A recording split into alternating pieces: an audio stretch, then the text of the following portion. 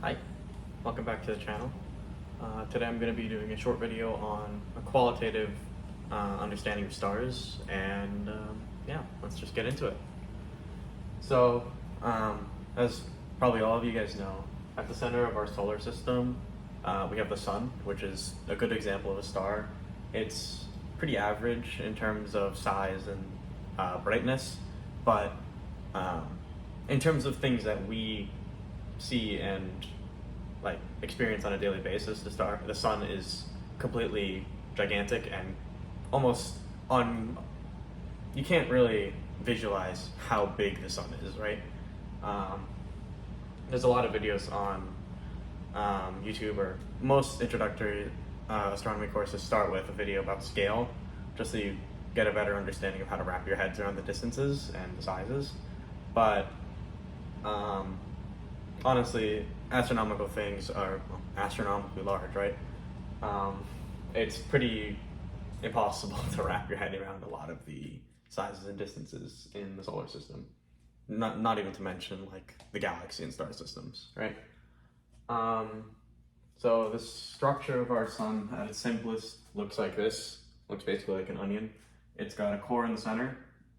The core is usually the hottest. Well, not for the sun, but that's completely different. But the core is usually where fusion happens in a star like the sun, and it's the place on the star with the most pressure on it, right? Because it has all of the mass pushing in, right? But essentially, all of the energy for the star comes from the core, and then it has to get transported out to the surface. So the first step of that is the radiative zone, and radiation in space is pretty common. It's how a lot of the energy gets transported around. And in this sense, the radiation I'm talking about is electromagnetic radiation, or the EM spectrum, which I don't know if you've seen, but it goes like this. You've got radio waves, you've got gamma waves on the other side, you've got microwaves, which some people call radio waves.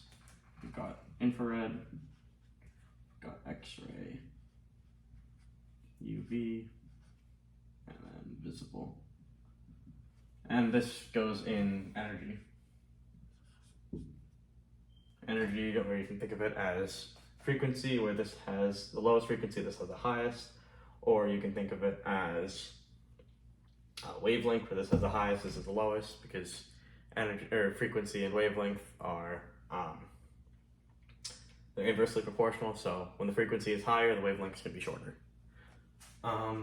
Anyways, so this is essentially what we're talking about in the radiative zone. There's a lot of rays that are produced by reactions. So for example, one of the driving reactions in the sun, this is probably the most important reaction in the sun, is what's called the PP chain, or the proton-proton chain. Essentially, it starts from two protons, and they will fuse. By the way, here is just a mirror image of what's happening here. So if you see this reaction up here, this is happening over here. I just didn't draw it in because I don't want to take up too much space. I realize I have a lot of space down here. Yeah, so you start off with two protons, and one of them is going to decay into a neutron, but yeah, one of them decays into a neutron, they fuse, you get a E plus, and E plus, you may have seen E minus if you've taken chemistry before. E plus is the opposite of that, it's antimatter. It's a positron, and what that means is because it's stuck right in the middle of the core of the star, it's going to immediately annihilate with something else around it, and that's going to release gamma rays. And annihilate is actually the term, that's what it's called when you have antimatter and matter meet, they annihilate and turn into pure energy. You also release a neutrino, and neutrinos are funky little particles. They're really hard to detect, although we have detected quite a bit of them now with some pretty large detectors. One's under Japan, I think. Yeah, no, they're Very, very interesting particles. There's a lot of study going into exactly what are neutrinos and what can they tell us about stars and stuff like that. The next reaction, the reaction that we just talked about produces an isotope of hydrogen called deuterium. And that's basically just a hydrogen with neutrons strapped onto it. And that is going to react with another hydrogen, and it's going to release another neutrino, although I think that should be a gamma ray. That might be a gamma ray, I might be dumb. That looks like it should be a gamma ray. But I'm going to say there's a gamma ray, and that's going to give you that's going to give you now helium, different isotope. Helium-4 is a normal isotope where you have 2 protons, 2 neutrons. This is helium-3. So it's going to react with another helium from the other side, right? Because we have 2 of them going.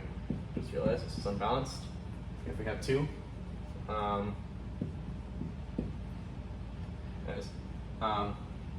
it's going to react with another helium-3 from the other side, and you're going to get 2 hydrogen atoms spit out, and you're also going to get a helium atom spit out. And this is an extremely efficient way of releasing the energy of fusion.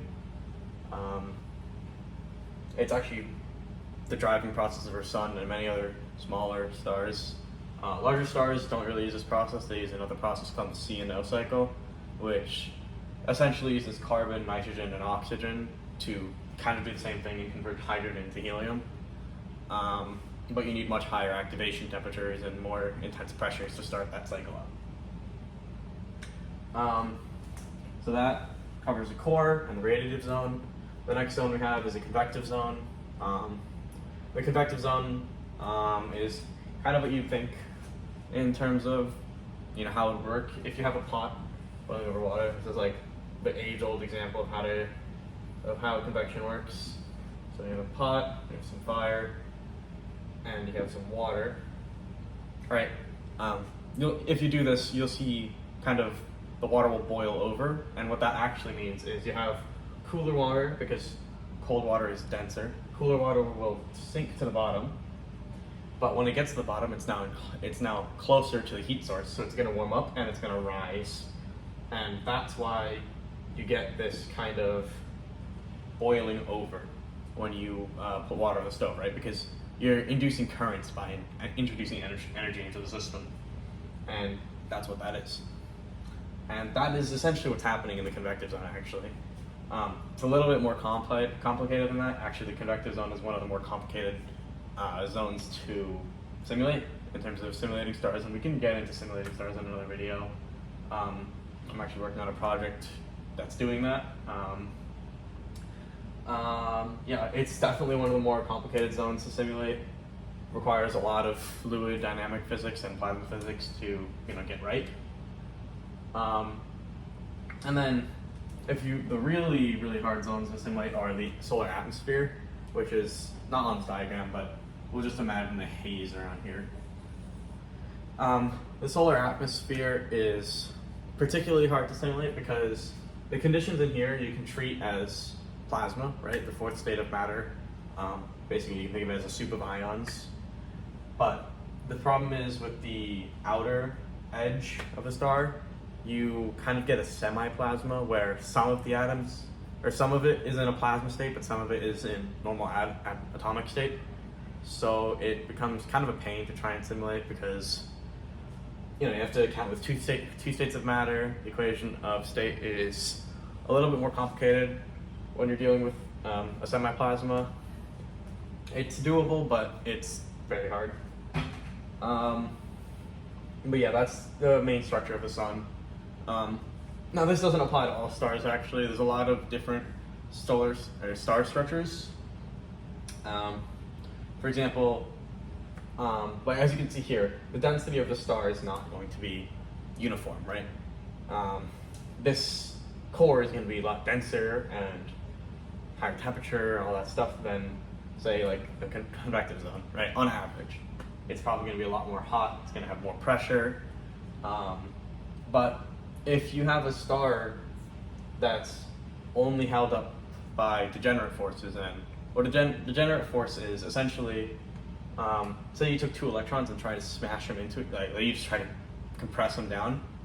Eventually you'll get to a point where there's a force between the two electrons that's going to stop them from being smashed together or compressed farther into each other, and that's a degenerate force. That's called electron degeneracy.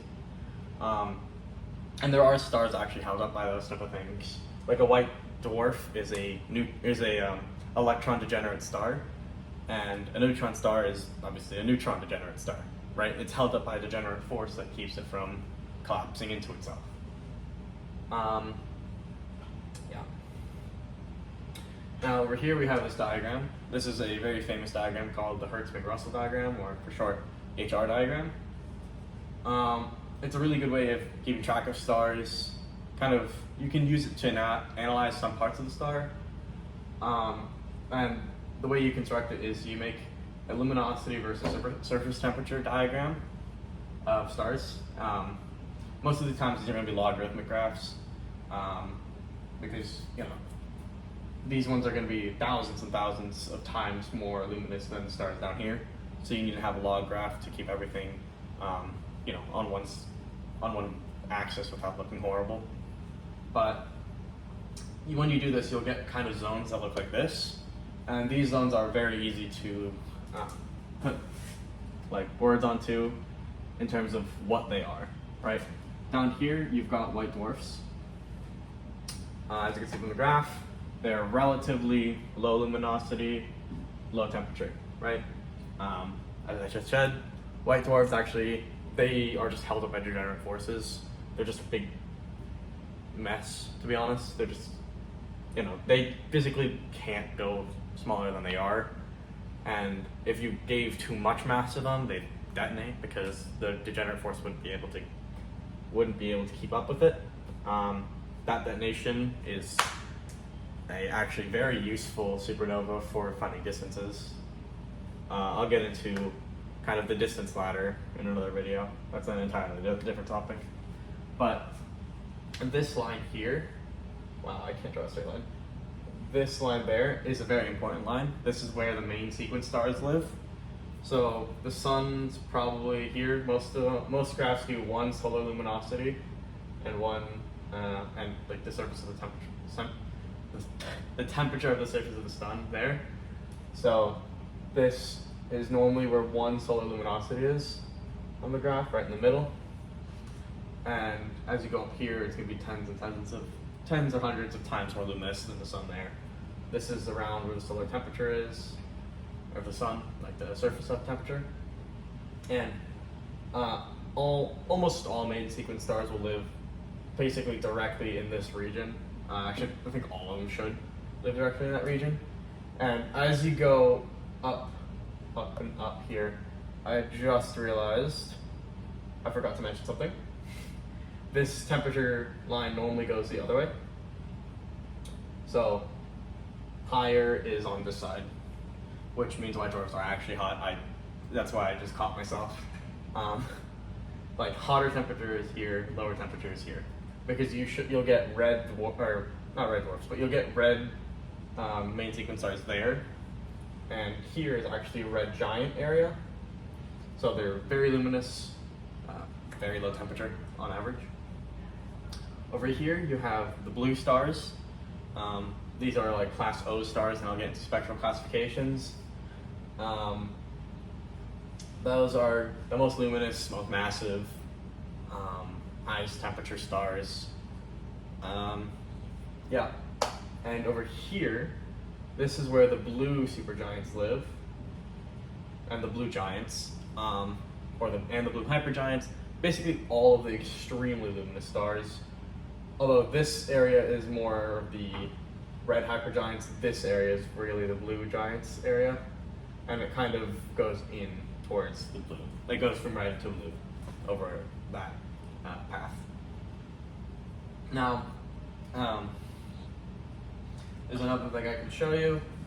Considering I'm keeping equations, for this video at least I'm keeping equations out of the picture, I'm just going to show you a graph, and in the next video I'll put equations and numbers to everything that I'm showing in this video. But if we make a graph here, and let's say this is the sun, right? Sun. And we made this axis lambda, and lambda is wavelength. So think of it as like wavelengths of light, basically. So lower wavelengths, higher wavelengths. Well, actually, let's do the other way around, where, this is still lambda. Let's do it with lower wavelengths on this side, higher wavelengths on this side. And then on this sense, we'll do intensity, right? The intensity of the light in that wavelength. So you'll always get a graph that looks like this. That's too much.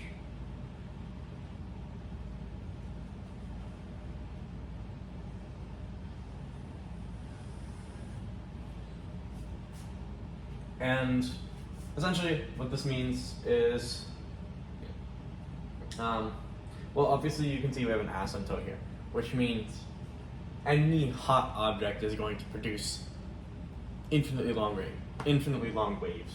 Now, those waves barely have any energy, right, because they're ridiculously long, but they are being produced, and it's asymptotically low, so you're really never going to have to run into those. Now, the interesting thing is at the peak, right? I think the peak for the sun is around the wavelength, or I actually don't remember where the peak of the sun is, to be completely honest, but obviously it's in the visible spectrum. This is approximately where the infrared spectrum would be, I think, on this graph. Past here are going to be microwave and radio waves. This is going to be UV here-ish. Well, this is probably the end of the visible right here. So this is probably where violet is. This is probably where red is. This is IR. Let's just say here is microwave. And here is going to be radio wave. This little band here, well, it's probably more like a large margin there. This is probably UV here. And there's a little bit of cosmic inserts. But this is roughly what the spectrum of the sun looks like. You get the spectrum from a thing called Wien's law, or Wien's law. Yeah. It has a relatively simple formula, but it has some problems with it that had to be fixed and is now kind of incorporated into another equation. But again, I'll get into the equations and the math of how to do any of this stuff in the next video. Yeah, I think I'm just gonna wrap it up here. This is pretty much what I wanted to get through. And in the next video, I'll talk about this spectrum graph.